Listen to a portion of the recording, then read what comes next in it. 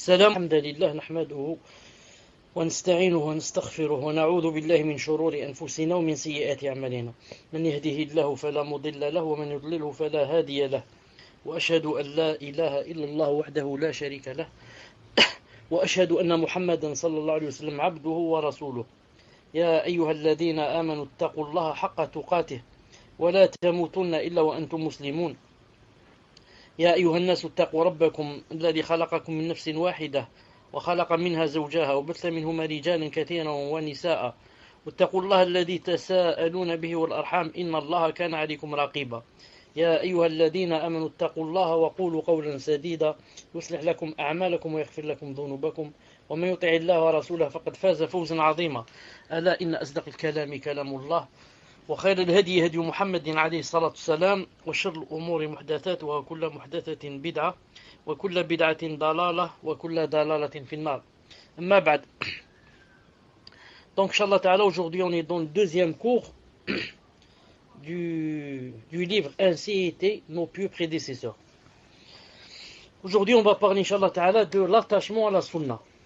L'attachement à la sunna. Avant cela, j'avais voulu continuer un peu sur la sincérité et comment faire pour éviter de tomber dans l'ostentation. Ensuite, je me suis dit peut-être si je vais continuer en cela, peut-être on va prendre beaucoup de temps. Mais attendez que je réfléchisse un peu, une seconde. Mais allez, on va laisser ça, Inch'Allah Ta'ala, si vous voulez, pour un autre cours. Puisqu'il y a sur le titre l'attachement à la sunna, on commence par ça, Inch'Allah Ta'ala.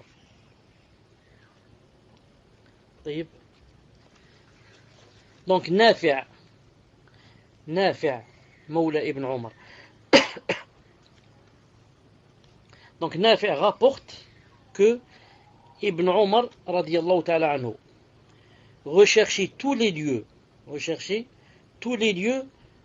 en lesquels le prophète sallallahu alayhi wa sallam avait prié, au point que le prophète sallallahu alayhi wa sallam s'était installé sous un arbre et que Ibn Omar radiyallahu ta'ala anhu avait pris l'habitude de s'y installer lui aussi et de verser de l'eau à la base de l'arbre, afin qu'il ne dessèche pas, c'est-à-dire exactement comme il a vu une fois faire le prophète sallallahu alayhi wa sallam.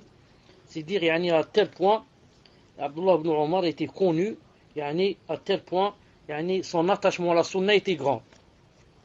Abdullah ibn Abbas radiyallahu ta'ala anhu rapporte, Muawiyah radiyallahu ta'ala anhu me dit un jour, il me dit, tu suis la voie de Ali? Est-ce que tu suis la voie de Ali ibn Abi Talib? Je lui répondis, ni même la voix de Uthman, ni Ali ni Uthman. Je suis la voix du messager d'Allah sallallahu alayhi wa sallam. Naam. Donc, est-ce que tu suis la voix de Ali? Je ne suis ni la voix de Ali ni la voix de Uthman, radiyallahu ta'ala anhuma. Je suis la voix du messager d'Allah sallallahu alayhi wa sallam. Abdurrahman ibn Jubayr, rahimahullah, a dit, Amr ibn al-Aswad accomplit le pèlerinage. Et lorsqu'il arriva à Médine, Ibn Omar radiyallahu ta'ala anhu le vit alors qu'il accomplissait la prière. Il interrogea à son sujet et on lui répondit qu'il s'agissait d'un homme du Sham nommé Amr ibn al-Aswad. Abdullah ibn Omar dit alors, je n'ai vu personne dans ma vie dont la prière, l'attitude, le recueillement et l'habit ressemblent plus à ceux du prophète sallallahu alayhi wa sallam que cet homme. Naam. Abdullah ibn Omar lui-même a reconnu que cet homme, Amr ibn al-Aswad, qui fait partie des tabi'in, il a dit que vraiment, il ressemblait au prophète sallallahu alayhi wa sallam, dans sa prière, dans son recueillement, dans son khushu', dans ses habits. Naam. C'est dire à quel point cet homme, radiyallahu ta'ala anhu, rahimahullah, était attaché à la sunna du prophète sallallahu alayhi wa sallam. Al-Awza'i, rahimahullah, a dit, attache-toi aux traces des pieux prédécesseurs, attache-toi aux traces des pieux prédécesseurs, même si les gens te repoussent. Et prends garde aux avis des hommes, même s'ils te les embellissent par de belles paroles. Car la situation s'éclaircira et tu es sur la voie droite. Et tu es sur la voie droite. Donc ce qu'il dit ici est très important. Ce qu'il dit ici est très important. Accroche-toi aux traces des pieux prédécesseurs. Non. Les pieux prédécesseurs, vous savez, c'est les Sahaba et leurs enfants, tabi'in, les 3 siècles. Non. Ce que le prophète sallam leur a fait une tazkiya, leur a fait des éloges. Mohim. Quand tu fais, toi, tu t'accroches à ce qu'a fait un sahabi, non, s'il n'y a pas un hadith du prophète sallallahu alayhi wa sallam, et tu t'es accroché à ce qu'a fait un sahabi, le sahabi, quoi qu'il fasse comme faute, il est toujours mieux que nous. Il est toujours mieux que nous, il est toujours plus pieux que nous, il est toujours plus sincère que nous, il est toujours plus savant que nous, qu'on le veuille ou pas. C'est qui le sahabi? Il a vécu à l'époque du prophète sallam et a rencontré le prophète, il l'a rencontré. Donc il l'a vu, et surtout les sahaba, les proches qui étaient tout le temps avec lui, comme Abu Huraira, les 4 califes, Mu'adh ibn Jabal, les grands qui étaient toujours avec le prophète sallallahu alayhi wa sallam. Ceux-là, que je prenne avec leur avis est beaucoup mieux que je prenne de mon avis, ou de l'avis de mon voisin, ou du boulanger. Vous avez compris? طيب. Abu Ubayd ibn al-Qasim ibn Salam, rahimahullah, a dit, il a dit, celui qui se conforme à la sunna est semblable à celui qui tient une braise dans la main.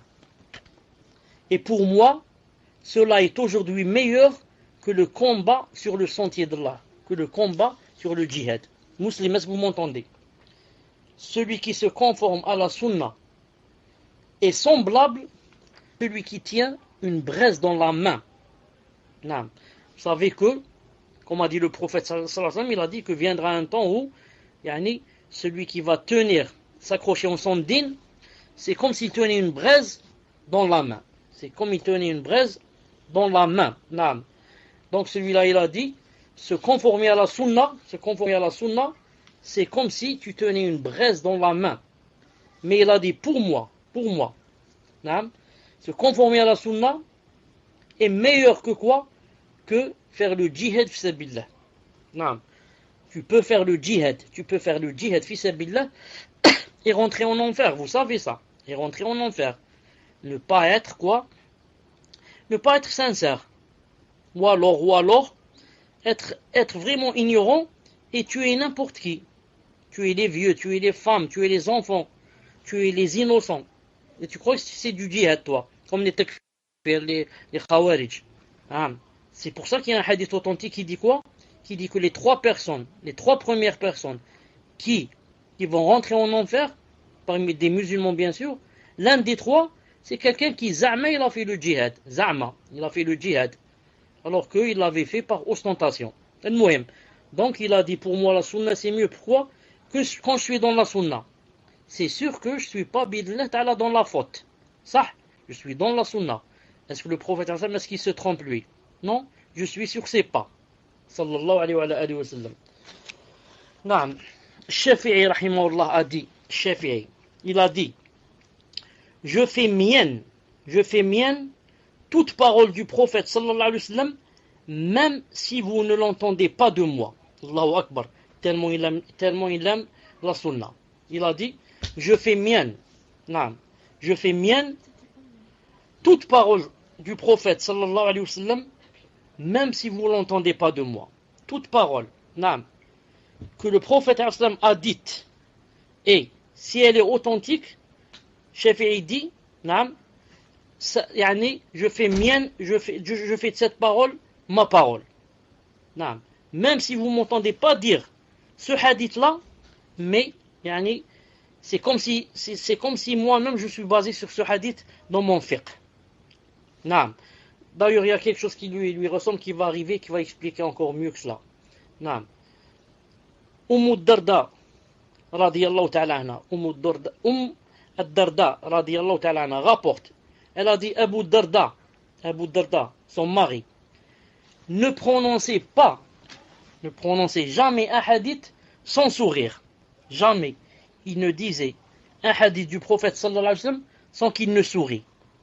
Alors je lui dis un jour, je crains que les gens ne te prennent pour un sot. Je crains que les gens ne te prennent pour un sot. Yani, tu parles, yani, tu ris à chaque fois que tu dis un hadith. Il répondit, le messager sallallahu alayhi wa sallam ne prononçait pas un hadith sans sourire. Le messager alayhi wa sallam ne prononçait pas un hadith sans sourire. Donc, pour lui, s'il a vu le prophète quand il parlait souriait, il a dit, ça rentre dans la sunna que je souris comme lui. Même ce qu'il a dit ici, si c'est pas comme ça, yani, à 100% en général, mais pour concilier entre ce qu'il a dit et le fait que le prophète des fois il disait des hadiths sans rire, comment concilier? On concilie que peut-être lui, à chaque fois qu'il le voyait, il l'a vu sourire. Mais il y a des hadiths où le prophète n'avait pas souri. Al-Muhim, Al-Hassan ibn Al-Hassan, Al-Hassan, le fils de Ali. Ali, il a Al-Hassan, Al-Hussein, il a d'autres, Al-Muhsin et d'autres. Et des filles. Al-Hassan, donc, le fils de Ali, lui-même a un enfant qui s'appelle Al-Hassan. Alors, Al-Hassan ibn Al-Hassan dit un jour à un rafidite, un chiite, un rafidite. Il lui dit, aimez-nous, aimez-nous. Et si nous désobéissons à Allah, détestez-nous. Aimez-nous. Et si nous désobéissons à Allah Azza wa Jal, détestez-nous. Car si Allah avait accordé un avantage à un être proche du messager d'Allah sallallahu alayhi wa sallam, sans lui obéir, alors il aurait accordé cet avantage à son père et à sa mère sallallahu alayhi wa sallam. Donc qu'est-ce qu'il lui a dit? Il lui a dit, aimez-nous, et si vous nous voyez désobéir à Allah subhanahu wa ta'ala, détestez-nous. Car Allah Ta'ala, s'il avait accordé un avantage à un proche du messager, il l'aurait accordé à qui? À son père et à sa mère. Et pourtant sa mère et son père, sallallahu alayhi wa sallam, comme dans le hadith authentique, qu'ils seront en enfer. Naam. Aoun ibn Abdillah, rahimahullah, a dit, il a dit que celui qui meurt sur l'islam et la sunna reçoive la bonne annonce de tout bien. Que celui qui meurt sur l'islam et la sunna reçoive la bonne annonce de tout bien. Vous savez ce qu'il a dit? L'islam et la sunna. L'islam et la sunna. Il y a beaucoup de musulmans qui sont dans l'islam, mais loin de la sunna. Loin. Beaucoup de musulmans dans l'islam, loin de la sunna. Tout à l'heure, quand on faisait Salat Isha dans la mosquée, tout à l'heure, un subhanallah l'adim, avec qamis au-dessus des chevilles, la barbe. Donc, dès que tu le vois comme ça, tu dis, Masha'Allah, celui-là, sûrement, talibou'in. Subhanallah l'adim, juste pour que la rak'at, il est arrivé en hauteur, pour la rak'at, pour qu'elle passe pas, pour qu'il attrape la rak'at, qu'est-ce qu'il a fait? Il a laissé, il y avait du vide dans le rang qui était avant lui. Il a laissé le vide, 2 ou 3 places il y avait, peut-être plus, et il a fait une rangée tout seul, et il s'est incliné. Il s'est incliné juste pour que, il dit, je rattrape la rak'a, comme ça je me suis incliné avec les gens. Et il ne sait pas, subhanallah, il ne connaît pas la sunna. Il ne connaît pas la sunna, le hadith, qui dit que celui qui fait comme ça doit refaire la salat. Sa salat est battez-la. La barbe d'un demi-mètre et le qamis qui monte au-dessus des chevilles. Mais pas d'in, pas de sunna, rien. Commerce, tijara, commerce. Argent, du matin au soir. Subhanallah l'adim. Donc celui qui est sur la sunna, c'est que vraiment, celui-là, il faut lui annoncer quoi? Il faut lui annoncer la bonne nouvelle. Ubay ibn Ka'b, radiyallahu ta'ala anhu, a dit, attachez-vous au Coran et à la Sunna. Attachez-vous au Coran et à la Sunna. Car pas un serviteur ne chemine sur la voie du Coran et de la Sunna, puis mentionne Allah et pleure par crainte d'Allah, sans qu'il soit interdit au feu de le toucher. Attachez-vous au Coran et à la Sunna. Car il n'y a pas un serviteur qui chemine sur la voie du Coran et de la Sunna, puis mentionne Allah Azza wa Jal et pleure par crainte d'Allah, sans qu'il soit interdit au feu de le toucher. C'est interdit au feu de le toucher. Vous connaissez le hadith qui dit qu'il y a 7 personnes, ou alors 7 sortes de personnes qui, Yom al-Qiyamah, seront sous l'ombre. Naam, l'ombre du tout miséricordieux, Rahman. Parmi les 7, qu'est-ce qu'il a cité parmi les 7? Il a cité une personne. Quand on dit une personne, ça veut dire homme ou femme. Ça marche pour les deux. Une personne qui, étant seule, a invoqué Allah subhanahu wa ta'ala, a pleuré. Il a bien dit, Zakar Allah ala khala. C'est une condition, à pleurer seul. Pourquoi? Car quand tu es devant les gens, tu pleures, ce n'est pas une preuve de la sincérité. Tu peux pleurer par imitation. Tu les as vus pleurer, tu as pleuré. Tu as dit même, comment ils vont dire, pourquoi je suis la seule à ne pas pleurer? Tu pleures. Ou alors tu peux pleurer donc par ostentation. Naam. Ou alors tu peux pleurer en les voyant pleurer, il y a une chose qui est venue dans ton cœur, tu as pleuré, par pitié. Naam. Ce n'est pas une preuve que la personne a pleuré pour Allah subhanahu wa ta'ala. D'ailleurs, Allah subhanahu wa ta'ala a cité dans le Coran que les frères de Youssef, quand ils l'ont jeté dans le puits, qu'est-ce qu'ils ont fait? Allah ta'ala a dit, وَجَاءُوا أَبَاهُمْ عِشَاءً يَبْكُونَ. Ils sont venus le soir en train de pleurer. Donc à le voir, celui-là, pleurer, on va dire, donc il a pleuré pour Allah. Il n'a pas pleuré pour Allah, il a fait un crime, il est en train de pleurer.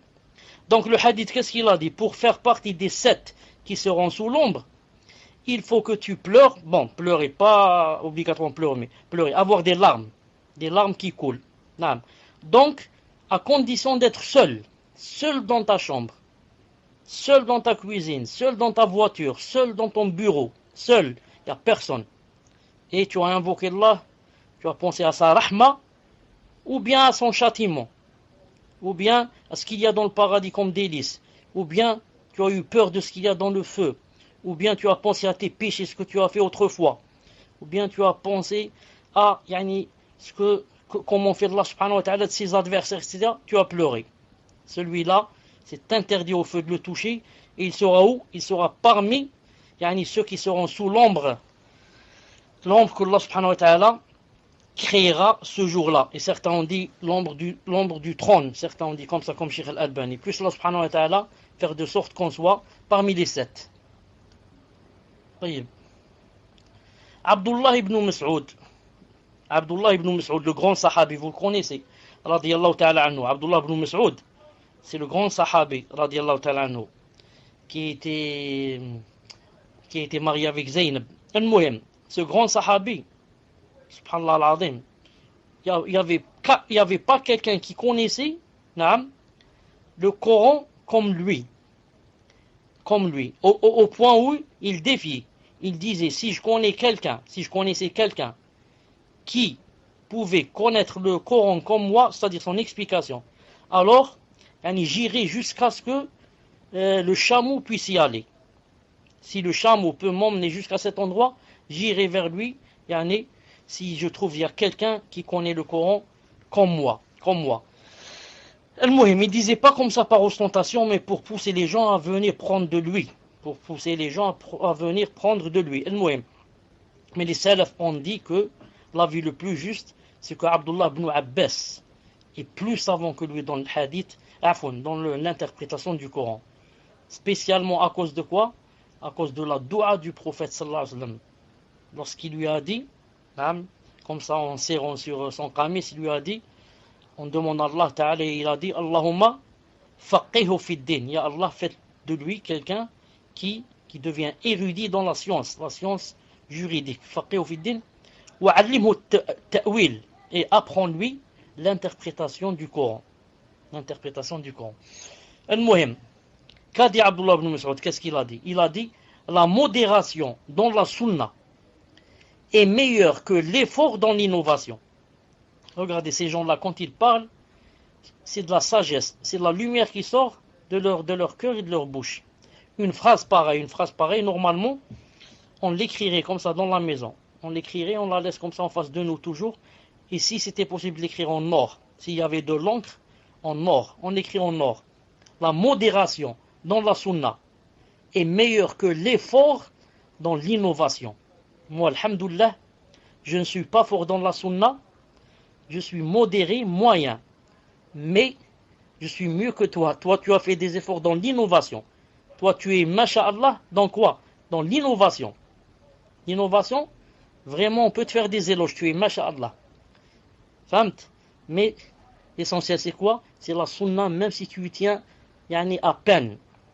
Moi, être modéré dans la sunna, c'est mieux que yani, faire des efforts dans l'innovation. Billah. Toujours Abdullah ibn Mas'ud radiyallahu ta'ala anhu il a dit, suivez et n'innovez pas.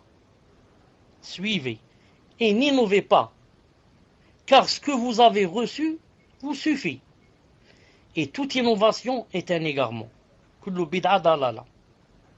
Suivez et n'innovez pas, car ce que vous avez reçu, ce que tu as toi, comme yani, hadith du prophète sallallahu alayhi wa sallam, ça te suffit. Et toute innovation est un égarement. Dans un autre athar, il a dit, et toute innovation est un égarement, même si les gens la voient quoi, cette innovation, la voient que c'est quelque chose de bien. Même si tous les gens se mettent d'accord, ils disent, masha'Allah, c'est quelque chose de bien, nous on dit, c'est un égarement, puisque c'est une innovation. Donc c'est un égarement. Zuhri rahimahullah, Imam Zuhri rahimahullah il a dit, l'attachement à la sunna, c'est le salut. L'attachement à la sunna, c'est le salut. Naam, celui qui est vraiment conforme à la sunna, naam, celui-là, bi'idnillahi ta'ala, il est sauvé. Il est sauvé. Regarde par exemple, il y a le Coran, il y a la sunna, ça. Il y a le Coran et la sunna. Le Coran, il peut être contre toi. Le Coran peut être contre toi. La sunna, non. La sunna, tu as appliqué. Donc, si tu l'appliques, elle est toujours pour toi. Non? Mais le Coran, non. Tu peux l'apprendre et il est contre toi. Même là, en parlant du Coran, il a dit يُضِلُّ بِهِ كَثِيرًا وَيَهْدِي بِهِ كَثِيرًا. Il a dit, il égare avec le Coran beaucoup de gens et il guide avec le Coran beaucoup de gens. Donc même le Coran peut égarer. Si quelqu'un va le lire avec je vais voir si c'est vrai ce qu'il dit ce livre, si c'est pas vrai. Attendez, je vais voir, peut-être qu'il y a des fautes, ceci, cela. Tu vas être égaré. Tu vas trouver plein de fautes. Pour toi, bien sûr, dans ta tête. Tu vas dire pourquoi il parle du moustique ici. Ensuite, il a parlé de l'abeille. Ensuite, il a parlé de la mouche, le doubab. Ensuite, il a parlé sorte le fil, de l'éléphant. Tu vas dire, c'est quoi ce livre-là? C'est un livre de science. Ça vient pas d'Allah subhanahu wa ta'ala. Et tu vas t'égarer, l'iyadu billah. Tu vas t'égarer, l'iyadu billah. Mais, si quelqu'un va le lire avec sincérité, etc., bien sûr que c'est lumière sur lumière. Donc, le Coran, c'est pour ça que Yom al-Qiyamah, comme a dit le prophète, ou bien il sera pour toi, ou bien il sera contre toi. Ensuite, autre chose, le Coran, tu trouves quelqu'un par exemple, qui connaît tout le Coran, avec les 7 versions, les 7 ou les 10, 7 versions ou 10 du Coran, 7 récitations, masha'Allah, comme les Égyptiens, Al-Azhar wa kada. Par contre, tu le trouves égaré dans sa aqida, égaré dans le minhaj, plein de bid'a. Alors que quelqu'un qui est dans la sunna, il est toujours, masha'Allah, dans la sunna. Même s'il ne connaît pas beaucoup, mais il est dans la sunna. Ce qu'il fait, il est conforme à la charia. C'est pour ça qu'on a demandé une fois à Ibn Hazm, rahimahullah. Vous connaissez Ibn Hazm, un grand savant des Zahiriya. C'est pas on lui a demandé, lui il a dit, dans son livre Al-Ihkam fi Usul al-Ahkam, il a dit, si tu vas chez quelqu'un, un savant, lui demander une chose, et il te répond, il te dit par exemple, cette chose est licite, par exemple, tu lui dis, c'est quoi le dalil? Il te cite un verset, voilà le verset qui dit que cette chose est illicite. Ensuite, toi, peut-être tu n'es pas apaisé, ou là tu as rencontré un deuxième savant, tu lui as posé la même question. Là, sur la même question, la même chose, il t'a dit, elle est illicite, haram. Tu dis c'est quoi le dalil? Il te cite un hadith authentique, un hadith, pas un verset. Il a dit, c'est obligé que tu prennes du deuxième savant et pas du premier. Et pourtant, le premier m'a cité un verset. Ça? Oui. Mais le deuxième t'a cité quoi? T'a cité un hadith. Et le hadith qu'il a dit? Le prophète sallallahu alayhi wa sallam. Et le prophète sallallahu alayhi wa sallam, est-ce qu'il peut contredire le Coran? Est-ce qu'il peut dire quelque chose qui est en contradiction avec le Coran? C'est impossible. Donc, même si le Coran a dit que c'est noir et le prophète sallallahu alayhi wa sallam a dit que c'est blanc, ça veut dire qu'il sait pourquoi. C'est impossible qu'il contredise le Coran. Donc il faut prendre avec la sunna, il a dit. Donc ici, qu'est-ce qu'il a dit ici? On n'a pas encore dit. Il a dit l'attachement à la sunna, c'est le salut. Celui qui a seulement le Coran, comme j'ai dit l'autre fois, les coraniques, seulement le Coran, celui-là c'est un kafir. C'est un kafir. Celui qui ne croit pas du tout à la sunna, c'est un kafir. Mais celui qui croit au Coran et à la sunna, mais il n'a pas beaucoup de sunan, ne connaît pas bien la sunna. Celui-là, tu le trouves toujours un peu dévié, un peu loin de la charia, Et pour que vous ayez, pour que je vous rapproche un peu la chose, avoir seulement le Coran, seulement le Coran et être jahil, être ignorant dans la sunna, c'est un peu comme si tu étais sur une barque, ou là un bateau. Un bateau, tu es en plein océan. Donc, il y a des gens peut-être qui sont en train de nager, ils vont se noyer. Donc toi, par rapport à eux, masha'Allah, tu es sur la barque. Ou là, tu es sur le bateau, masha'Allah.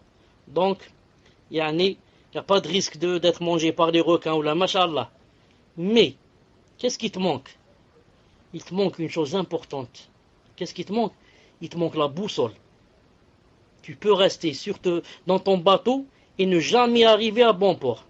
Au lieu d'aller à droite, tu vas aller à gauche. Au lieu d'aller vers l'arrière, tu vas toi vers l'avant. Tu n'as pas la boussole. Et il fait nuit. Qu'est-ce qui va se passer? Tu vas errer. Peut-être des années pour peut-être trouver le bord. Et on ne sait pas si tu vas le trouver. Donc qu'est-ce qu'il te faut? Il te faut la boussole. Ça marche avec le bateau. Toi, si tu as le Coran seulement, tu n'as pas la sunna, il faut dire que vraiment tu es loin. Que vraiment tu es loin. Aoun ibn Abdullah a dit que celui qui meurt sur l'islam et la sunna reçoive la bonne annonce de tout bien, sans la citer. Ibn Yahya rahimahullah a dit, il n'y a pas de voie plus directe vers le paradis que la voie suit le chemin des traces du prophète sallallahu alayhi wa sallam, des récits du prophète, ça veut dire les sunan, les hadiths.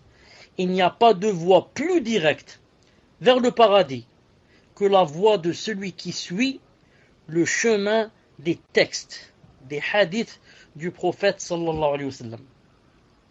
Mujahid rahimahullah, un grand savant des tabi'in, a dit la meilleure des adorations est le bon avis. C'est-à-dire quoi? C'est-à-dire la conformation à la sunna. La meilleure des adorations, c'est quoi? C'est la conformation à la sunna. Tout ce que tu fais est conforme à la sunna.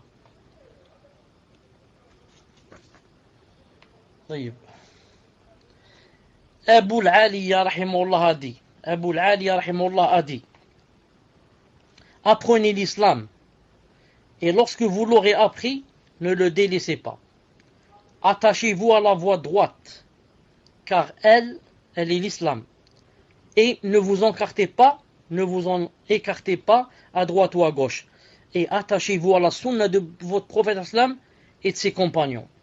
La sunna du prophète sallam et de ses compagnons. Al-Fudayl ibn Ayyad rahimahullah a dit, regardez ce qu'il va dire ici, ça aussi normalement, ça doit s'écrire en or. Ce qu'il va dire ici. Al-Fudayl ibn Ayyad, très grand savant. Il a dit, suis les voies de la guidée de la guider et le faible nombre de ceux qui l'empruntent ne te nuira en rien.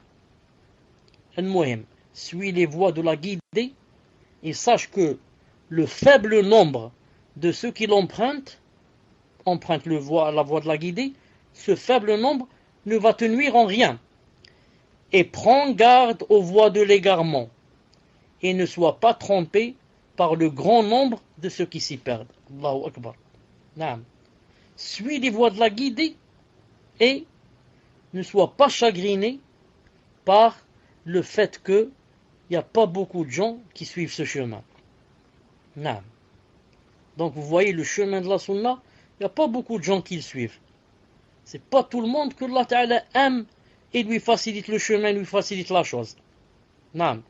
Pour appliquer comme ça, à la lettre, en l'an 2012, et je ne sais pas où, en Europe, aux États-Unis, ou je ne sais pas où, naam, ce n'est pas une chose facile comme ça. Et pourtant, il y a des gens, des frères et des sœurs qui appliquent à la lettre. Mais leur nombre est quoi? Est faible. Mais leur nombre, moi, ne va pas me nuire. L'essentiel, je suis sur la guidée. Et te dit, mais attention, prends garde des voies de l'égarement et en même temps, attention que tu ne sois trompé par le grand nombre de ceux qui s'y perdent, ils se perdent dans cet égarement. Non, car il y a les gens qui quoi? Les gens qui suivent, ils suivent, comment on appelle ça? Ils suivent quand il y a beaucoup de monde. Non, ils voient où il y a beaucoup de monde. S'il y a beaucoup de monde dans cette chose, ou là, dans la masse, voilà, ils suivent la masse. S'il y a la masse dans ce parti, ou là, dans ceci, cela, ils suivent la masse. Et quand ils voient, par exemple, une chose, ou là, un groupe comme ça, où il y a seulement 3, 4, 5, 10, 20, ils disent non, ceux-là peut-être sont dans le faux. Non, moi j'aime être avec la masse. C'est comme ça que pensent la plupart des gens. Non. Mais Allah subhanahu wa ta'ala a bien montré dans le Coran que, comme il a dit, il a dit, et la plupart de vous sont des pervers. Il a dit, il a dit, la plupart des gens ne savent pas. Il a dit, et si tu suis la plupart de ceux qui sont sur terre, ils vont t'égarer. Et comme ça. Il a dit, et peu de gens sont ceux qui me remercient. Donc, toujours, Allah Ta'ala dit, la plupart, ça veut dire que ce n'est pas bien. Et juste où il dit un petit nombre, ça veut dire que c'est bien. Subhanallah al-Azim. Subhanallah al-Azim. Donc, l'essentiel c'est de quoi? C'est de suivre la guidée. C'est que je suis sûr que je suis sur la bonne voie. C'est pour ça que l'un des salafs disait, si je ne me trompe pas, c'est Abdullah ibn Mas'ud, qui disait, Al-Jama'a an takuna ala al-haqqa wa in kunta wahdak. Il a dit le groupe qu'a cité le prophète, il a dit le groupe sauvé. Il a dit le groupe sauvé, c'est que tu sois sur la vraie droite, comment ça s'appelle?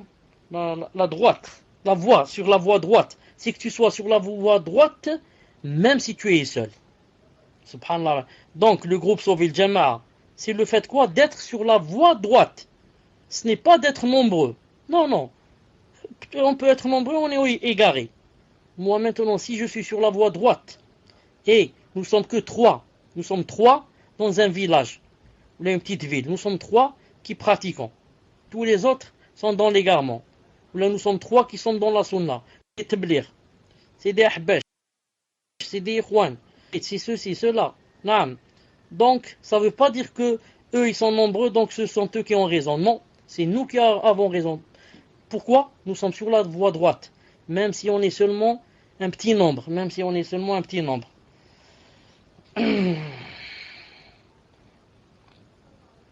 est-ce qu'on était? Al-Rabi' ibn Sulayman rapporte, un homme interrogea Shafi'i, rahimahullah, à propos d'un hadith du prophète sallallahu alayhi wa sallam, puis lui demanda, après avoir demandé à Shafi'i, après lui avoir posé une question sur un hadith, il demanda à Shafi'i, quel est ton avis, c'est-à-dire toi? Maintenant tu m'as cité le hadith, mais quel est ton avis sur cette chose? Alors Shafi'i rahimahullah blêmit tressaillit, trembla et lui dit: quel ciel me couvrira? Quel ciel me couvrira? Et quelle terre m'accueillera si je transmets un hadith du prophète sallallahu alayhi wa sallam et j'adopte un avis autre? Subhanallah al-Azim.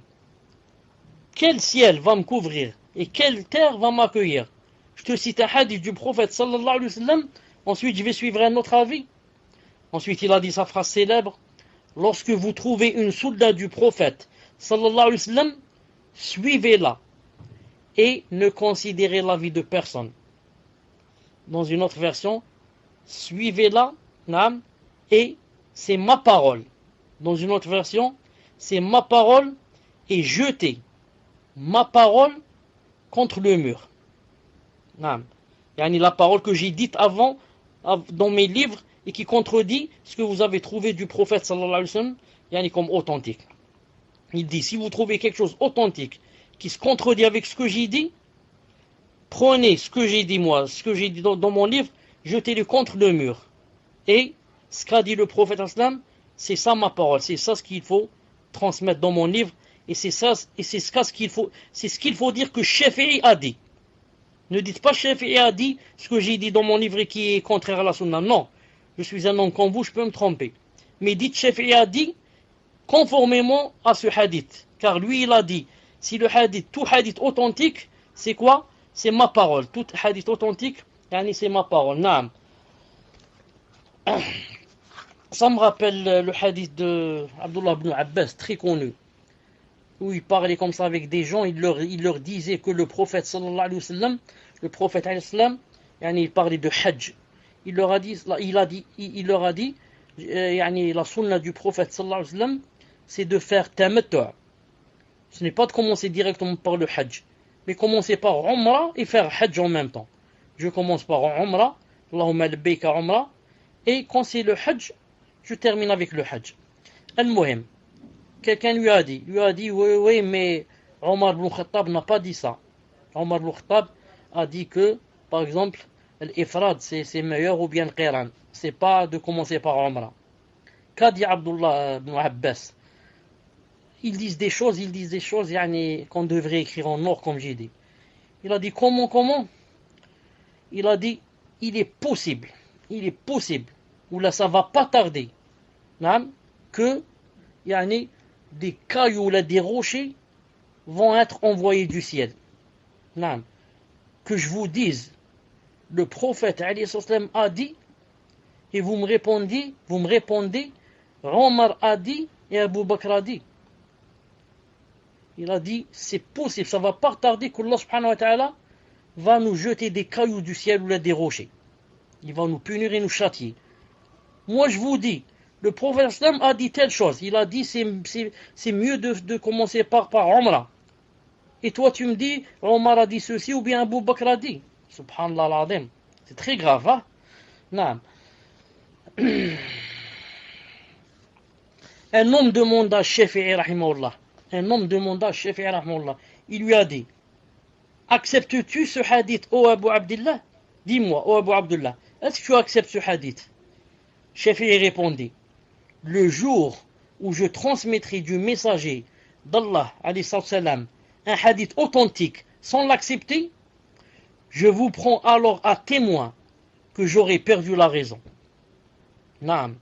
Le jour où je vous transmets un hadith du prophète sallam authentique, ensuite je ne l'accepte pas, alors je vous prends à témoin que j'aurais perdu la raison. Je suis devenu un fou. Naam. Abu Uthman al-Hayri rahimahullah a dit, il a dit, celui qui donne pouvoir à la sunna du prophète sallallahu alayhi wa sallam sur sa personne, en parole et en acte, celui-là parlera avec sagesse. Quant à celui qui donne pouvoir aux passions sur sa personne et ses actes, celui-là parlera en suivant l'innovation. Car Allah Ta'ala dit dans le Coran, si vous lui obéissez, vous serez bien guidés. Lui, ça veut dire le prophète. Allah Ta'ala dit, wa in tuti'uhu tahtadu. si vous obéissez au prophète, vous serez bien guidé. Donc, qu'a dit ici ce salaf, il a dit, celui qui donne pouvoir à la sunna sur sa personne, la façon de s'habiller, ensuite ses paroles, la façon de parler, et ses actes, il a dit, celui-là, il va parler avec de la lumière. C'est la lumière qui sort de son cœur et de sa bouche. Quant à celui qui donne pouvoir aux passions sur sa personne, alors celui-là, il va parler avec l'innovation. Il a cité le verset, si vous obéissez au prophète, vous serez bien guidé. Quiconque obéit au prophète, il sera bien guidé. Il sera à l'hidayah, la guidée. Quelqu'un qui est guidé, c'est impossible qu'il parle de choses fausses, d'innovation. Il y a de la lumière qui sort de sa bouche, subhanallah al-azim. Non. Attends, on va voir si on va ajouter quelque chose.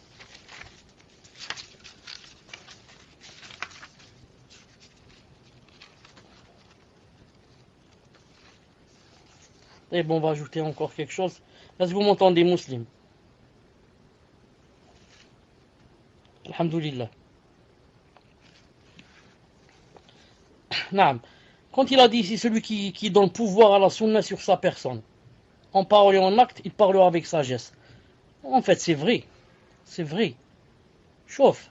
Le prophète, sallallahu alayhi wa sallam, plus, bon, lui, tu ne peux pas le connaître, il est mort, sallallahu alayhi wa sallam. Mais sa sunna est vivante. Sa sunna, elle est vivante. Dans le Bukhari, Muslim, Tirmidhi, Abu Daoud, Ibn Majah, et des milliers de livres de la sunna. Donc la sunna est là.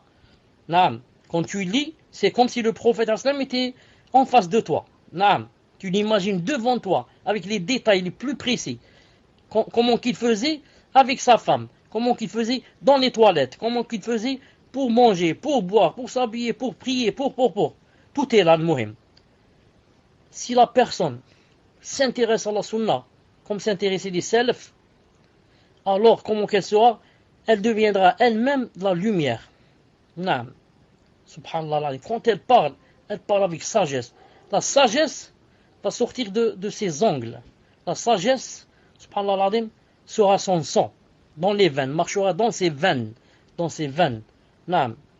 Et plus quelqu'un s'éloigne de la sunna, ne lit pas, naam, ne connaît pas le prophète, ne connaît pas ses hadiths, plus il dit n'importe quoi. Il dit des bid'a, il dit des choses fausses. Il chante. Et au lieu de lui dire un hadith sahih, il va te chanter une chanson. Naam. Il est loin de la sunna. Les salafs, qu'est-ce qu'ils faisaient, subhanallah al-azim, qu'est-ce qu'ils faisaient? Des fois, et c'est les savants qui disent ça, même de nos jours, ça fait seulement 5 ou 6 jours, j'étais en train de lire un livre de Cheikh Rabi', hafidhahullah. On lui a demandé, qu'est-ce qu'on lit comme débutant?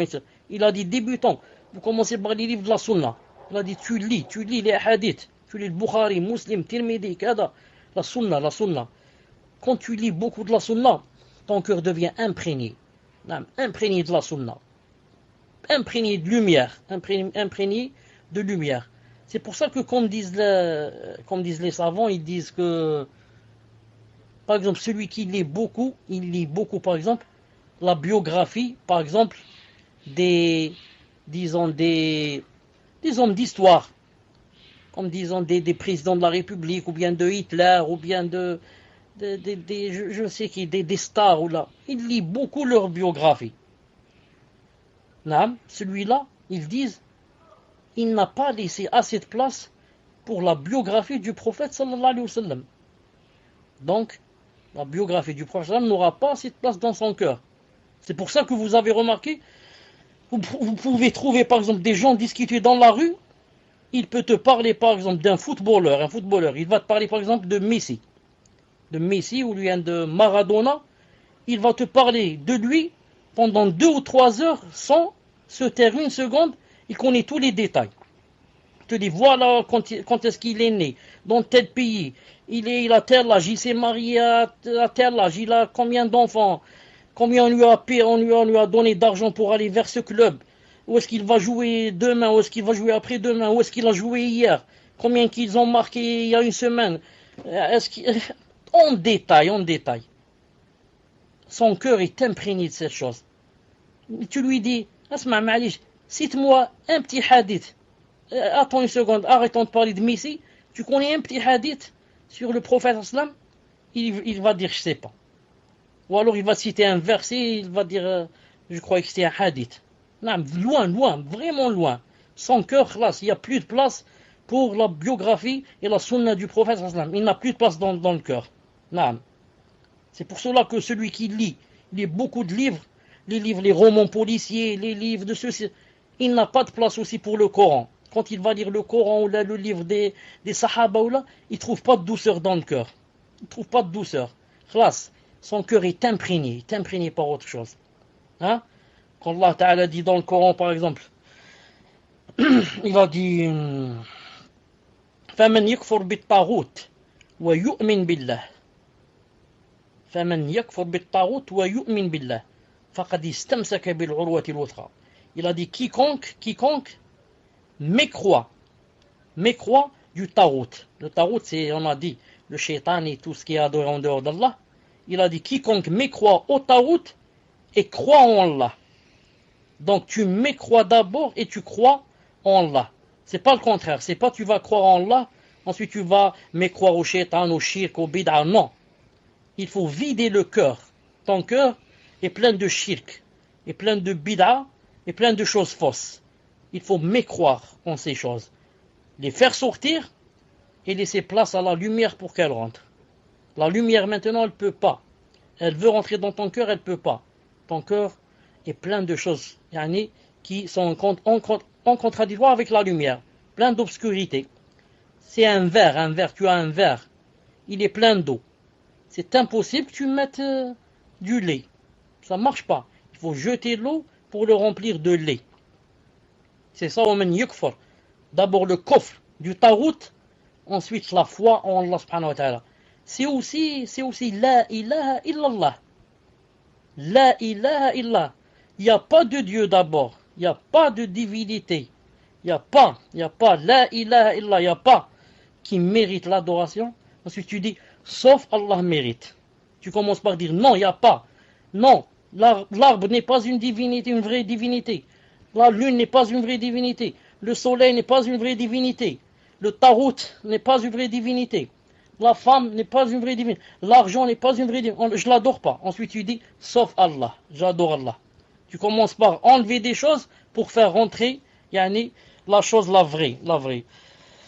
La négation puis l'affirmation. Jazakallahu khair. Naam. Voilà, il a vite dit. Al-Awza'i rahmahullah a dit, on a dit que 5 choses caractérisaient les compagnons et ceux qui les ont suivis dans la bienfaisance. Les sahaba, pourquoi ils sont mieux que nous? Pourquoi Allah Ta'ala les a choisis? Pourquoi? Ici il dit ils avaient 5 choses. 1. La première des choses, l'attachement au groupe uni des musulmans, le jama'a. Ils suivent le jama'a. Naam, le jama'a. C'est pas comme Ahl Bid'a. Chaque jour il suit quelque chose de nouveau. Non, le jama'a. La deuxième, la conformation à la sunna. La troisième, le peuplement des mosquées. Si ce sont des hommes, toutes les prières dans la mosquée. Sauf excuse. Quatrième chose, qu'est-ce qu'ils avaient? La récitation du Coran. La récitation du Coran. Vous trouvez chez nous des musulmans, ils ne lisent le Coran que pendant le Ramadan. Pendant le Ramadan. Une fois par an. Et quand j'ai dit peuplement de la mosquée, je connais des gens personnellement, et vous aussi vous devez en connaître, qui ne viennent à la mosquée que pendant le Ramadan. Et bien sûr le vendredi. Le vendredi et le Ramadan. Ou l'Aïd, bien sûr. Sinon jamais tu les vois dans la mosquée. Il a dit enfin, le djihad sur le sentier d'Allah. Sur le sentier d'Allah subhanahu wa ta'ala. Ayyub Sirtiyani rahimahullah a dit quelque chose de très important. Il a dit, compte parmi le bonheur du jeune et du converti. Compte, ça rentre dans le bonheur du jeune, quelqu'un qui vient faire la tauba, et du converti, qu'Allah Ta'ala leur accorde de mettre sur leur chemin un savant des adeptes de la sunna. Allahu Akbar. Ça rentre dans le bonheur du jeune et du reconverti, que Allah Ta'ala lui mette sur son chemin un savant des adeptes de la sunna. Allahu Akbar. Naam. Ça me rappelle quoi? Ça me fait penser aux centaines de reconvertis en France et partout dans le monde qui font leur reconversion par le biais des mubtadi'a, par le biais des ahbash, par le biais des tablir, par le biais des soufis, par le biais des ikhwan, par le biais des takfir, par le biais des mu'tazila, par le biais des rafidites, a'udhu billah. Et miskin, tu le vois, je vois comme ça des gens des fois avec yani, la barbe, la tunique sur sa tête, le qamis, kada, mais un soufi à fond, en train d'adorer la tombe, d'allumer les bougies. Et des Français, hein. J'ai vu comme ça fait pas longtemps à la télé, un Français comme ça qui a fait la tauba par le biais je crois d'un Marocain. Là, il l'a emmené là-bas au Maroc, il est devenu soufi à 100%. Il tourne autour des tombes, il va danser avec eux la danse des soufis, etc. Donc, rentre dans le grand bonheur que Allah subhanahu wa ta'ala mette sur ton chemin pour te guider, ça veut dire qu'il te veut du bien, qu'il te mette sur ton chemin un savant des adeptes de la sunna. Écoutez ce que dit Youssouf ibn Asbat, rahimahullah, a dit. Il a dit, mon père faisait partie de la secte des Qadarites. Mon père faisait partie de la secte des Qadarites. Les Qadarites, ce sont des gens qui disent quoi? Qui disent, il n'y a pas de Qadar. C'est pour ça qu'on les appelle les Qadarites. Il n'y a pas de prédestination. Rien n'est écrit sur la tablette préservée. Tout ce qu'on fait, c'est nous qui le faisons. C'est moi qui décide. C'est moi qui fais ce que je veux. Il dit, il n'y a pas de quelque chose qui est écrit comme ça, yani sur la tablette préservée. Al-Muhim. Ce sont bien sûr des gens quoi? Des gens vraiment dans l'égarement. Des gens vraiment dans l'égarement. Qu'est-ce qu'il a dit celui-là? Il a dit, mon père faisait partie de ceux-là, des Qadarites. Et mes oncles maternels faisaient partie de la secte des Rafidites. Les Rafidites, a'udhu billah. Rafidites, vous connaissez, c'est quoi? C'est Iran. Les Rafidites, Iran. يعني comme vous savez يعني les rafidites يعني l'islam, entre eux et l'islam, il y a ce qu'il y a entre les cieux et la terre, la distance. Entre eux et l'islam, il y a comme la distance entre les cieux et la terre. Mais qu'est-ce qu'ils ont يعني comme ça de choses avec lesquelles ils trompent? C'est quoi? C'est de dire comme quoi on défend l'islam. C'est comme Hassan avec le salat qui vient à la télé comme ça de temps en temps. Je vais frapper Israël, je vais tuer les juifs, je vais faire ceci, je vais faire cela. Alors que, il n'y a pas plus juif que lui. Un juif est beaucoup mieux que lui. Car le juif, je le connais, je sais ce qu'il veut de moi. Mais celui-là, il me trompe avec sa barbe et en parlant de l'islam. Subhanallah al-Adim, hasbunallah wa ni'mal wakil. Regardez, lorsque le kafir, le grand kafir, Salman Rushdie, lorsqu'il a écrit un livre sur notre mère Aïcha, radiyallahu ta'ala anha. Il l'a appelé les versets sataniques. Puisse Allah subhanahu wa ta'ala le châtier, yani, comme il se doit, dans ce bas monde et l'au-delà. Quand il a écrit ce livre, Kafir Khomeini à l'époque, ou je ne sais pas qui, Iran, qu'est-ce qu'ils ont fait? Vite, ils ont fait sortir une fatwa.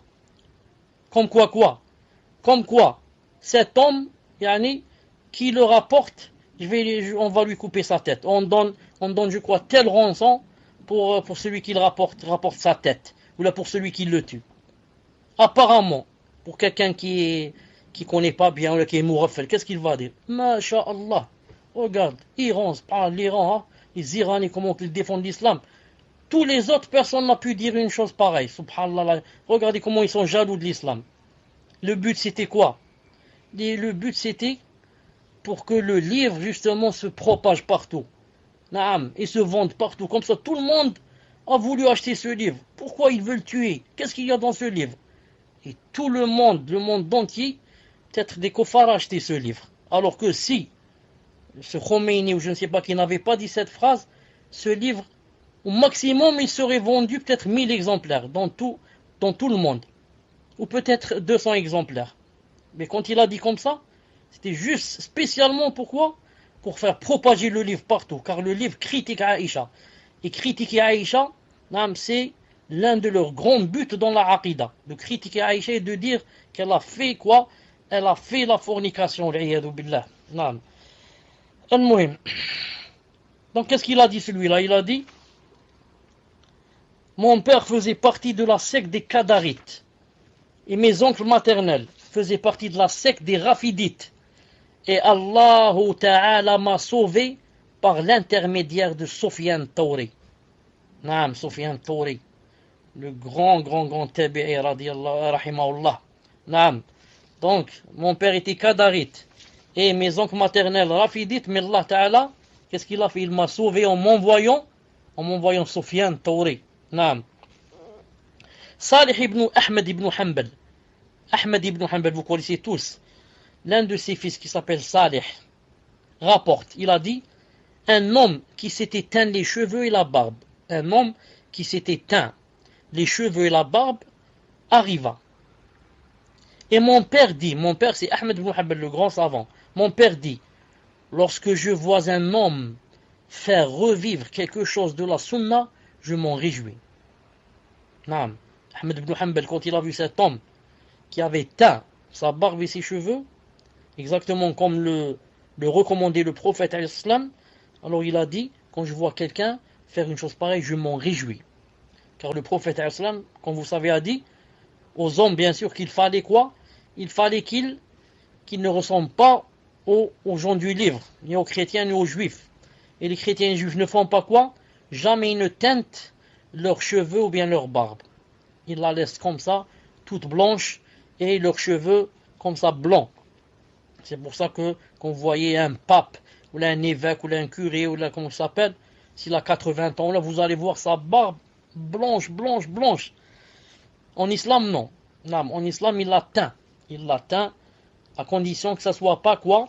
Que ça soit pas avec du noir, mais avec quelque chose de marron foncé, non, jaune. Je dis là, je dis, ce n'est pas obligé que ça soit avec le henné. Ce n'est pas obligé que ça soit avec le henné. Au contraire, je dis, Wallahu a'lam, que peut-être avec le henné, de nos jours, peut-être, ça risque de faire un peu peur aux gens. Comme ça, rouge, naam. Mais, le muhim, c'est de ne pas la laisser blanche. Donc, tu peux acheter ça, comme on achète comment ça s'appelle, la teinte, ou je sais pas comment ça s'appelle, des cheveux. Ça se vend chez le pharmacien. Tu vas chez le pharmacien, tu lui dis: donne-moi une teinte des cheveux. La teinture, voilà. Ne me donne pas noir, donne-moi marron foncé. Il y a des numéros, 28, 30, 38, je sais pas. Coloration, voilà. Naam, exactement. Mais bien sûr, ceux qui ne connaissent bien pas la sunna bien ou là, ils croient que il faut seulement le henné. C'est pour ça que tu trouves tous les Afghans, tous les Bengales, tous les Hindous, tous les Indiens, tous, les musulmans bien, tu les trouves avec le henné. Ils croient qu'il faut seulement le henné, sinon c'est pas sunna. طيب.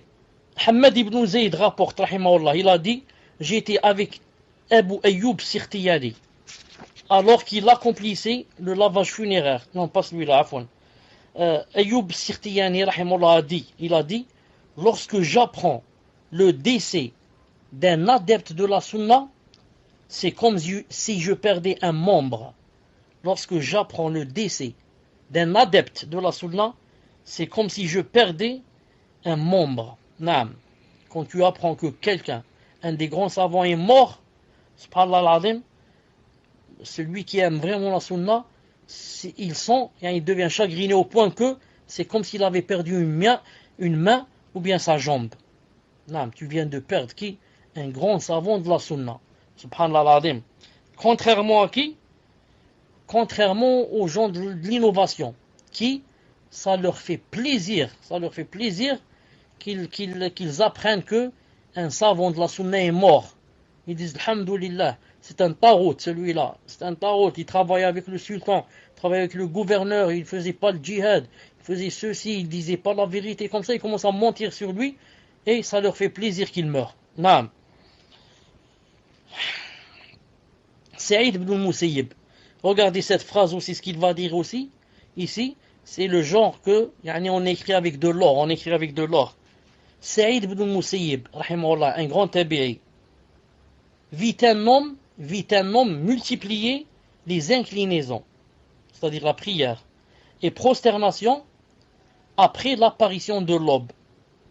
Vous savez qu'après l'aube, il n'y a plus de salat, il n'y a plus de nafila, jusqu'à ce que le soleil se lève et on commence par faire salat al-duha. Naam. Mais celui-là, il a commencé à prier après salat subh, naam.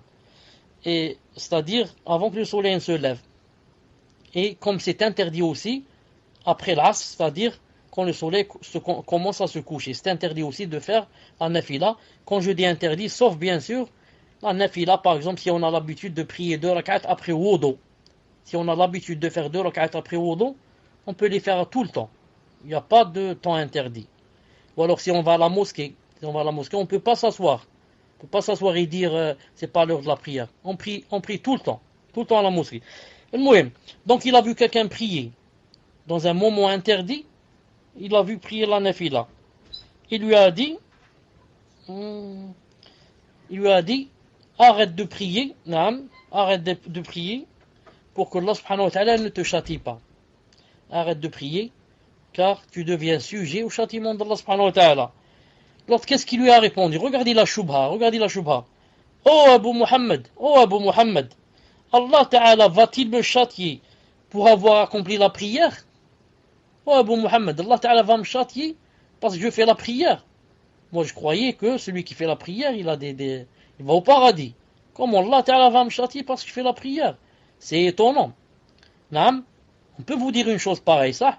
Tu dis à quelqu'un arrête de prier, c'est interdit, il te dit comment? Je prie, Allah ta'ala va me rentrer au feu, c'est pas possible. Qu'est-ce qu'il lui a répondu? Regardez la sagesse, qu'est-ce qu'il lui a répondu? Il lui a répondu non. Allah ta'ala ne va pas te châtier pour avoir prié, mais il va te châtier pour t'être opposé à la sunna. Allahu Akbar. Allah ta'ala ne va pas te châtier pour la salat, non. La salat c'est quelque chose de bien. Mais Allah ta'ala va te châtier pour t'être opposé à la sunna.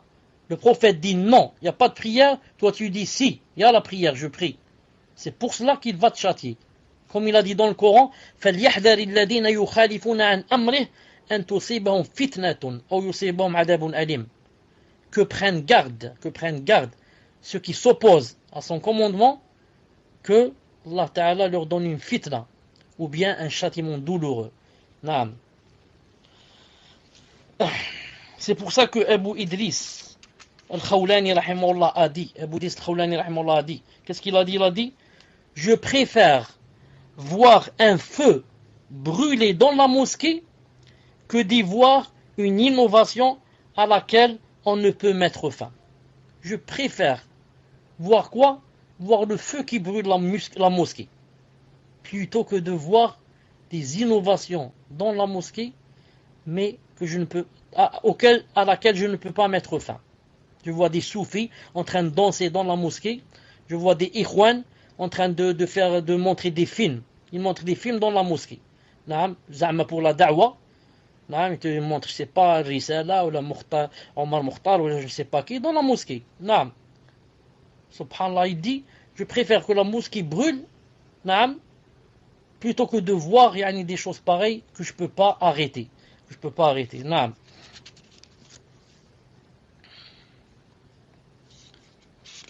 طيب.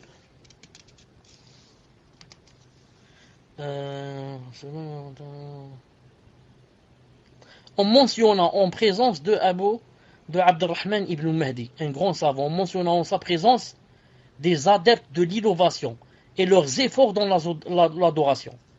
On a cité des adeptes de l'innovation et combien ils font d'efforts dans l'adoration. Il dit alors, Allah Azza wa Jalla n'accepte que ce qui est conforme au Coran et à la Sunna. Puis il récita le verset, le monachisme qu'ils inventèrent, nous ne leur avons nullement prescrit. Ainsi, Allah Ta'ala n'a pas accepté cela d'eux et il les a blâmés pour cela. Qu'a dit Ta'ala?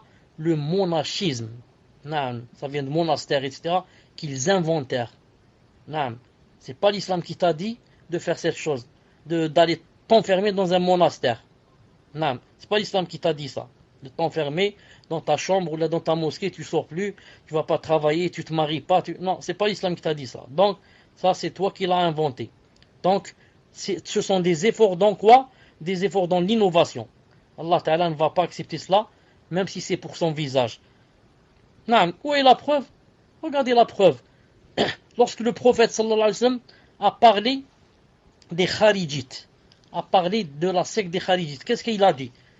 Des hadiths authentiques, tous authentifiés par Cheikh Al-Albani. Il a dit, en ce sens, il a dit, quand quelqu'un de vous compare sa prière avec la prière du Khariji, tu dis que ma prière ne vaut rien, tellement il n'arrête pas de prier du matin au soir.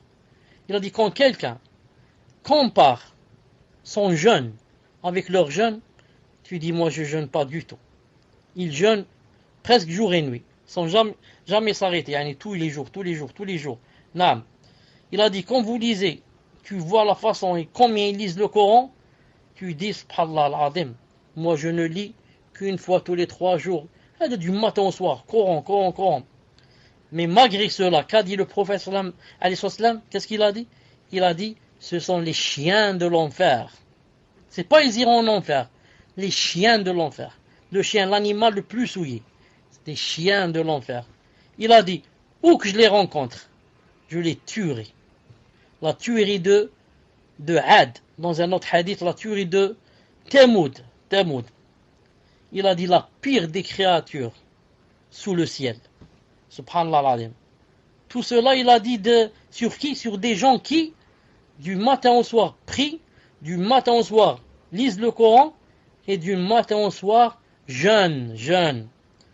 Donc pourquoi des chiens de l'enfer? Pourquoi il faut les tuer? Il a dit même dans un hadith, tuez-les, combattez-les. Quiconque les combat, s'il meurt, lui, le combattant, il est shahid. Et eux, s'ils meurent, ils vont aller en enfer. Pourquoi tout ça? Pourtant, beaucoup d'efforts dans l'adoration. Mais ce n'est pas conforme à la sunna. Le prophète, sallallahu alayhi wa sallam, a cité dans un hadith Bukhari, on lui a ramené quelqu'un sous, qui avait bu de l'alcool. Subhanallah al-azim. Il s'appelle Abdullah, et les compagnons l'appelaient Abdullah ibn Himar. Himar, ça veut dire âne, fils d'âne. Âne, c'est Himar. Pourquoi il l'appelait comme ça? Parce qu'il faisait beaucoup rire le prophète sallallahu alayhi wa sallam. Comment qu'il le faisait rire? Qu'est-ce qu'il disait? Il racontait des blagues au prophète sallallahu alayhi wa sallam? Non. Il allait chez des magasins, des gens qui vendent, il allait au souk, il achetait crédit. Il dit, c'est au nom du prophète sallallahu alayhi wa sallam. Ensuite, il prend le prophète sallallahu alayhi wa sallam par la main et il lui dit, viens, on va se promener. Quand il arrive devant le marchand, il lui dit, celui-là, il me doit ceci, celui-là, je lui dois ceci, cela. Le prophète sallam commence à rire. Abdullah ibn Himar. Celui-là, on l'a ramené sous. Combien de fois au prophète sallallahu alayhi wa sallam sous? Et quelqu'un, c'est Khalid ibn al-Walid, si je ne me trompe pas, l'un des salaf, ou bien Omar, c'est l'un des deux. Surtout beaucoup disent c'est Khalid. Qu'est-ce qu'il a dit? Il a dit la'natullah alayh. Que Allah Ta'ala le maudisse. Combien de fois on le ramène celui-là sous? Qu'a dit le prophète sallam? Il a dit ne le maudis pas. Il a dit innahu yuhibbullah wa rasul. Il aime Allah et son prophète. Il a dit pour une personne qui se saoule, il a dit d'elle qu'il lui a attesté qu'il aimait Allah Ta'ala et son prophète. Bien sûr, pas pour avoir bu, non. Avoir bu, il a fait un grand péché. Mais déjà le fait qu'il vienne et qu'il dise j'ai bu, alors qu'il aurait pu aller chez lui sans dormir jusqu'au matin, personne ne le sait, etc. Donc le prophète le connaît bien s'il a dit qu'il aimait Allah et son prophète. Mais ce que je voulais dire, le témoin ici, c'est quoi?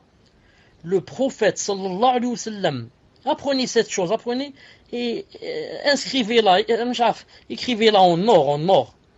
Le prophète, sallallahu alayhi wa sallam, dit sur un soulard qu'il aime Allah et son prophète, et interdit à un sahabi de le maudire.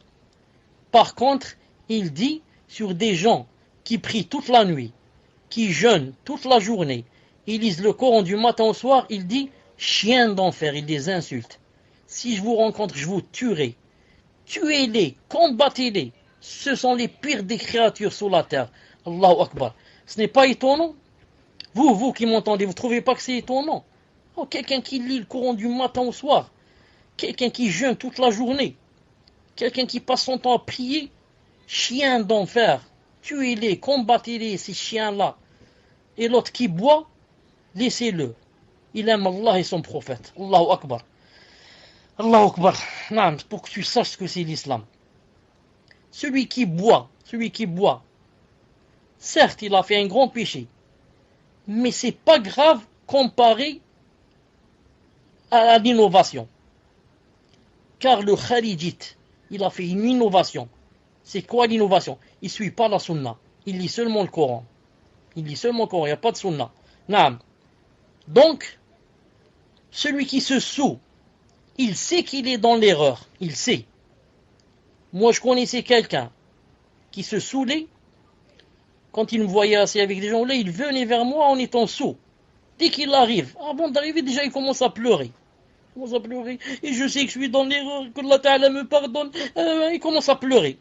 Même s'il fait la comédie, mais c'est une preuve qu'il sait qu'il est dans l'erreur. Il sait. Oui, Inch'Allah, faites-moi des doigts et je vais commencer la semaine prochaine. Et je vais arrêter, juste je me marie, juste paie mes dettes, juste ceci, juste cela. Il sait qu'il est dans l'erreur. Le mubtadi', l'innovateur, ne sait pas qu'il est dans l'erreur.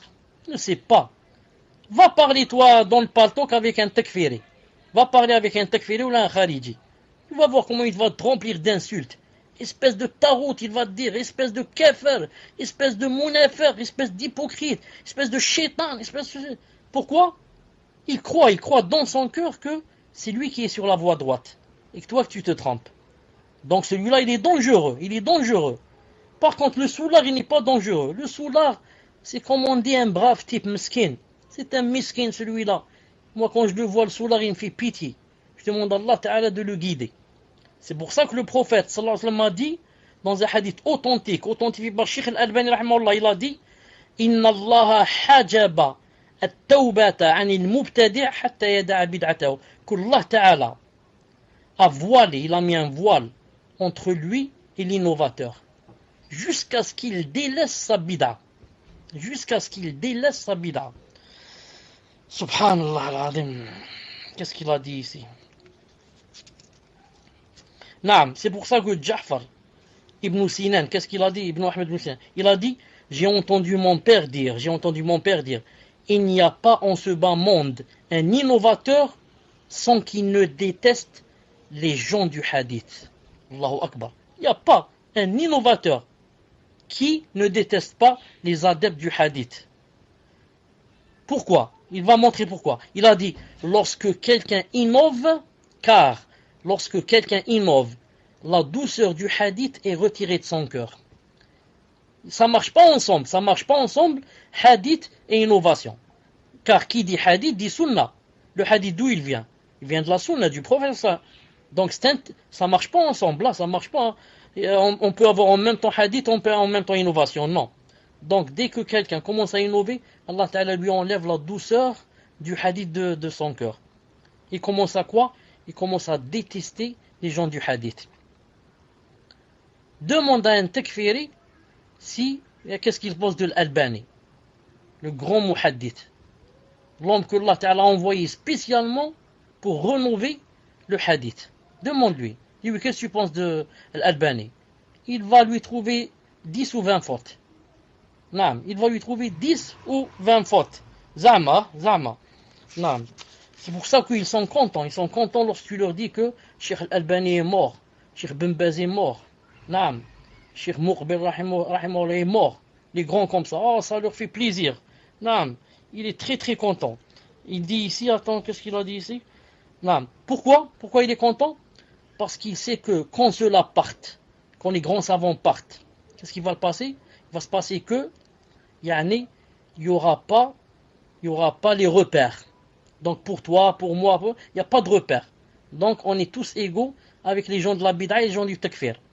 Mais tant que nous, on a un savant sur lequel on va s'accrocher, donc on aura toujours comment le répliquer, etc. Et maintenant, avec la mort de celui-là, classe, la science est partie. On est tous égaux maintenant. Vous avez compris?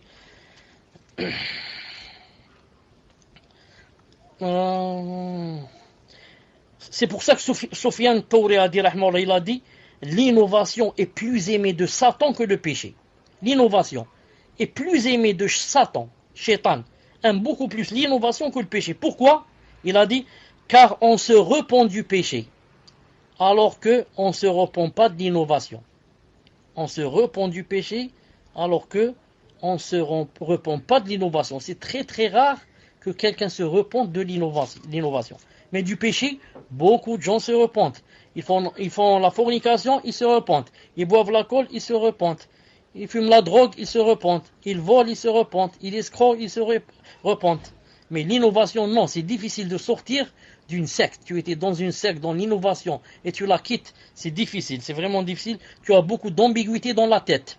Ton cœur est plein d'ambiguïté. C'est pas possible. Il faudrait d'abord, Yann, que tu puisses détruire les ambiguïtés que tu as pour pouvoir Yann, aller vers autre chose. On interrogea Abu Zur'a rahimahullah, à propos des livres de Al-Harith al-Muhasibi, un mubtadi', un innovateur. Qu'est-ce qu'il a dit? Il a dit, prends garde à lire ces livres, prends garde, car ils ne sont qu'innovation et égarement. Mais attache-toi plutôt au texte, et tu y trouveras ce qui te dispensera de ces livres. On lui rétorqua, on lui a dit, ces livres contiennent des leçons, c'est-à-dire les livres de ce mubtadi', Al-Harith al-Muhasibi, ils contiennent des rappels, des leçons, masha'Allah, il nous fait penser au paradis, etc. Qu'est-ce qu'il a répondu le savant? Il a dit, celui qui ne tire pas de leçon du livre d'Allah ne tirera alors aucune leçon de ces livres. Naam. Toi, le Coran, tu le lis, naam, et tu ne prends ni rappel ni leçon. Il ne fait rien bouger en toi. Tu es une statue. Naam. Et tu vas lire maintenant les livres de celui-là, il va faire un effet sur toi. C'est impossible. Ibn al-Mubarak a dit, prends garde, attention au fait de t'asseoir avec un adepte de l'innovation. Attention à ce que tu t'assois avec un adepte de l'innovation. Al-Asim al-Ahwal rapporte, je me suis assis avec Qatada, un grand savant des Tabi'in, qui mentionna Amr ibn Ubayd, un mubtadi', et le critiqua et l'insulta. Je lui dis alors, je pensais ne pas voir les savants se critiquer l'un l'autre. Quelqu'un lui a dit, je croyais que les savants ne critiquaient pas une personne, ne l'insultaient pas. Et il répondit, oh Ahwal, ne sais-tu pas que si quelqu'un innove, qu'il doit être mentionné afin qu'on prenne garde à lui? Tu sais pas ça? Tu sais pas que c'est quelqu'un va faire des innovations, qu'on doit parler de lui, qu'on doit, qu'est-ce qu'il a dit ici? On doit le mentionner. Pourquoi? Pour que les gens prennent garde à lui. C'est pour ça que tu trouves des gens maintenant qui, par exemple, lorsqu'ils t'entendent parler de quelqu'un, par exemple, il te dit peut-être c'est la médisance. Toi, tu es en train de le mettre en garde contre quelqu'un. Tu lui dis attention, il ne faut pas assister chez X. Ou là, X fait partie des mubtadi'a. Les savants ont parlé de lui. C'est pas moi. Moi, je suis un ignorant. Tu leur dis, mais les grands savants ont parlé de lui. Si tu veux, je te montre le fichier, ou bien je te fais entendre la cassette. Il te dit, j'ai peur, c'est peut-être la médisance. Ah, la médisance. Ça, c'est la médisance. Hein? Quand tu vois quelqu'un voler, tu es dans un bus, tu vois quelqu'un qui va rentrer sa main pour voler quelqu'un mesquin, un vieux mesquin, qui a travaillé tout le mois, et maintenant, son portefeuille est dans sa poche, et quelqu'un qui va rentrer sa main. Tu ne sens pas quelque chose dans ton cœur. Tu voudrais pas mettre en garde contre ce voleur et dire attention, il va te voler, ou l'appeler la police, ou là, non. Ou là, tu vois des gens qui sont rentrés dans la maison de ton voisin pour le voler. Tu voudrais pas mettre en garde les gens. Tu voudrais, naam, ça. Donc, celui-là, il va voler seulement quelques euros. Il va voler seulement quelque chose de ce bas monde. Tu veux mettre en garde contre lui et tu veux qu'on l'emmène en prison. Pourquoi tu n'as pas de jalousie pour quelqu'un qui veut voler le din des autres. L'égareur, le mubtadi', qu'est-ce qu'il va faire? Il va voler le din des autres, il leur vole leur din. Et il leur donne un faux din. Il veut les éloigner du paradis. Il veut les jeter en enfer, comme a dit le prophète sallam. Il a dit, il y a des gens qui vont venir, hadith dans Muslim. Il a dit, ils parlent de notre langue, c'est-à-dire l'arabe, ils sont comme nous, c'est-à-dire des arabes. Il a dit, du'at ala abwab jahannam. Ce sont des prédicateurs sur le seuil de la porte de l'enfer.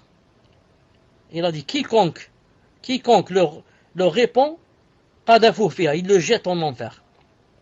Toi, tu connais quelqu'un, il est dans l'égarement, et tu ne mets pas en garde contre lui. Alors que tu mets en garde contre un petit voleur qui va voler 10 euros, tu mets en garde contre lui et tu n'acceptes pas. Et tu acceptes qu'on vole le din des gens et qu'on égare des gens. Ça, Allah al-Azim, c'est pas l'iman. Tu n'as pas d'iman. Si tu ne mets pas en garde contre les gens que les savants, dont les savants ont mis en garde contre eux, ça veut dire que tu as volé la amana. Les savants t'ont laissé une amana de mettre en garde contre telle personne à cause de son égarement, et toi, tu ne mets pas en garde. Ça veut dire toi, tu as volé le dépôt, tu as volé la amana. Tu n'as pas fait la nasiha. La nasiha, Allah Ta'ala, son livre aux messagers et aux gens de la masse, comme a dit le prophète. D'ailleurs, c'est pas loin, c'est cela. Je ne savais pas que c'était ici. Écoutez ce qu'il dit ici. Al-Fudayl ibn Ayyad dit, celui qui est consulté, écoutez, celui qui est consulté et qui renvoie vers un innovateur aura trompé l'islam. Quand quelqu'un vient te consulter sur quelque chose là, tu lui dis, va lire le livre de X, ou là, va téléphoner à Y, alors qu'Y c'est un innovateur. Qu'est-ce que tu as fait? Tu as trompé l'islam. Allahu Akbar. Tu as trompé l'islam. Subhanallah al-Azim. Al-Hassan al-Basri a dit, on ne commet pas de médisance envers un adepte de l'innovation. On ne commet pas de médisance envers un adepte de l'innovation. Subhanallah al-Azim. Qaradawi, vous connaissez le Qaradawi? Qui ne connaît pas Qaradawi? Qaradawi, on lui a posé une question. Un Américain lui a dit, vous m'entendez, musulman? Un Américain lui a posé la question. Il lui a dit, je suis Américain, de nationalité américaine, je travaille dans l'armée américaine. Et l'armée va nous envoyer combattre les musulmans en Afghanistan ou là en Irak, j'ai oublié. En Irak, je crois. Est-ce que c'est permis? Moi, musulman, je prie, je vais à la mosquée, salat Jumu'ah, Siyam, je travaille dans l'armée. Est-ce que c'est possible d'aller combattre les musulmans? Combattre les Afghans, je ne sais pas qui. Normalement, c'est quoi la réponse? Normalement, un petit enfant, il sait. Il dit non, c'est interdit. Pourquoi? Tu vas tuer ton frère là-bas. Et Allah Ta'ala dit quiconque ومن يقتل مؤمنا متعمدا فجزاؤه جهنم خالدا فيها وغضب عليه ولعنه وأعد له عذابا عظيما. Allah Ta'ala dit quiconque tue un croyant sciemment exprès, Allah Ta'ala sera en colère contre lui et il y a Jahannam et il le maudit enfin, comme il y a dans le verset. Et celui-là il a dit naam, c'est permis. Il a dit c'est permis. Donc, subhanallah al-azim. Donc, il permet à un musulman, d'aller tuer les musulmans là-bas. Donc, je vais là-bas, en Afghanistan, ou là en Irak, et je commence à tuer les musulmans. Je dis, alhamdoulilah, je suis dans le ravissement d'Allah. C'est un savant qui m'a donné cette fatwa. Où je trouve un musulman, je lui coupe la tête. Allahu Akbar. J'ai une fatwa d'un savant. Ça, c'est un savant, ça? Ça, c'est un savant? Il aurait pu lui dire la moindre des choses. Car quand il va lui dire non, tu peux pas, l'autre il va lui dire peut-être, mais on me force, je suis dans l'armée, etc. On va dire, il y a des solutions. La première des choses, c'est quitter. Je quitte, là je travaille plus dans cette chose. Deuxième des choses, disons que c'est interdit de quitter. Et c'est pas possible de sortir de l'armée, il y a des lois, il y a ceci et cela. La moindre des choses, qu'est-ce que je fais? La moindre des choses, la plus simple. Je me jette je me jette du deuxième étage. Bon, deuxième, c'est beaucoup. Je risque de mourir. Je me jette du premier et je me casse la jambe.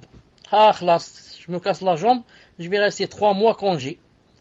Quand je sais que c'est demain qu'ils vont partir, je vais me jeter la veille. Ah, là, c'est là, il n'y a pas une autre solution que celle-là. Mais, je me casse la jambe et je ne vais pas tuer mon frère. Je vais tuer mon frère miskin qui passe la nuit à prier et qui fait son possible pour ne pas être colonisé par les koufars. Miskin, on vient lui prendre sa maison, sa femme, sa terre, etc. Et maintenant, on m'envoie un musulman qui vient me tuer, un musulman peut-être avec sa barbe, qui vient me tuer. Pourquoi il a fait ça? C'est monsieur Karadawi qui lui a dit. Il lui a dit, il faut, ça se fait. Puisse Allah subhanahu wa ta'ala nous préserver. Snatchouf, reste une chose et on termine avec 2 choses. Taïb. Nous étions chez Ibn Mubarak, rahimahullah, lorsque 21 hommes auquel il dit, écoutez ce qu'il lui a dit, il lui a dit, c'est bien toi le Jahmite? C'est bien toi l'innovateur, le Jahmite, qui suit Jahm ibn Safwan? Il a dit oui. Alors il lui a dit, lorsque tu sortiras de chez moi, n'y reviens plus jamais, barakallahu fik. Lorsque tu sors de chez moi, ne reviens plus jamais. L'autre lui a répondu, mais je me suis repenti, khlas, je suis plus Jahmite, je suis dans la sunna. Il lui a répondu l'autre, non, n'y reviens pas, tant que tu ne montreras pas de ton repentir ce qui apparaissait de ton innovation. Non, pour moi, tu es toujours Jahmite. Je t'accepte plus chez moi jusqu'à ce que tu montres aux gens ton repentir, exactement comme tu montrais autrefois ton innovation. C'est pas quand tu faisais l'innovation devant tout le monde. Maintenant tu t'es repenti en cachette. Non, tu es repenti. Tu fais partie de la sunna, des gens de la sunna. Alors, tu parles devant tout le monde. Si tu as écrit autrefois, tu as écrit des livres contre la sunna, tu dois retirer tous les livres qui se vendent. Tu les retires, tu les achètes.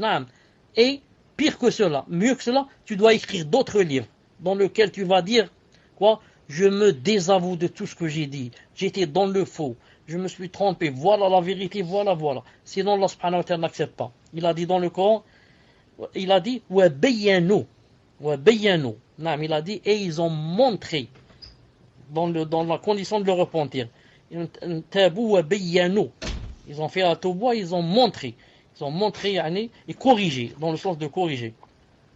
Saïd ibn Jubayr, rahimahullah, a dit, je préfère que mon fils fréquente un pervers des adeptes de la sunna plutôt qu'un adorateur innovateur. Je préfère que mon fils fréquente quelqu'un qui est pervers mais qui fait partie de la sunna, les gens de la sunna. Dans les gens de la sunna, il y a des pervers, il y a ceux qui boivent l'alcool, il y a ceux qui volent, mais les gens de la sunna. Plutôt qu'un grand adorateur, il va fréquenter un grand adorateur, mais innovateur, a'oudou billah. Et voilà ce que je voulais dire avec laquelle je voulais terminer. Muammar rapporte, il a dit, j'ai dit à Hamad ibn Abi Sulayman, attendez à Abdullah ici qui fait Kharkhish, attendez qu'elle termine ici, sinon je vais la faire entrer dans l'innovation. Attendez.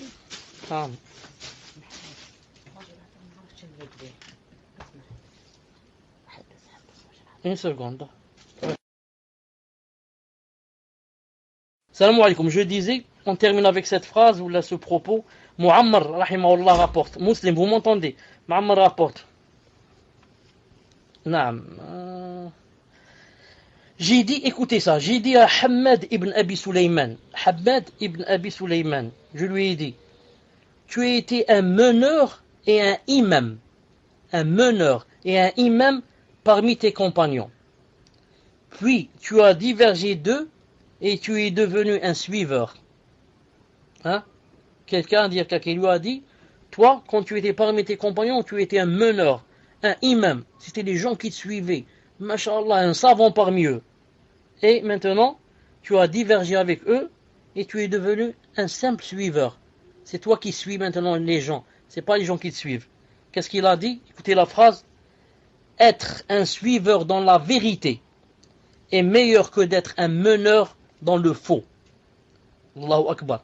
Je préfère être un suiveur, un tout petit, qui suit la vérité, plutôt que d'être un meneur, un grand machafin, mais dans le faux. J'ai été un grand imam, un grand savant dans quoi? Dans le faux et la bid'a. Non, je préfère être une petite fourmi, rien du tout, mais je suis dans quoi? Je suis dans le vrai, pas dans le faux. Voilà, Inch'Allah Ta'ala pour aujourd'hui. Inch'Allah Ta'ala, on va commencer les questions. Dans 5 minutes, Inch'Allah Ta'ala. Subhanak Allahumma wa bihamdik. Ashhadu an la ilaha illa ant. Astaghfiruka wa atubu ilayk. Et Muslim, est-ce que tu es prêt? On commence directement. Je crois pas. Tu es prêt? On commence directement. Tu as des questions maintenant? Là. D'accord, je te donne 5 à 10 minutes. Allez, assalamu alaikum. Subhanak Allahumma wa bihamdik. Ashhadu an la ilaha illa ant. Astaghfiruka wa atubu ilayk. Assalamu alaikum. Donc, première question d'une sœur. Salam alaikum wa rahmatullah. Qu'Allah vous préserve et vous accorde le Firdaus Shir ainsi qu'aux admins.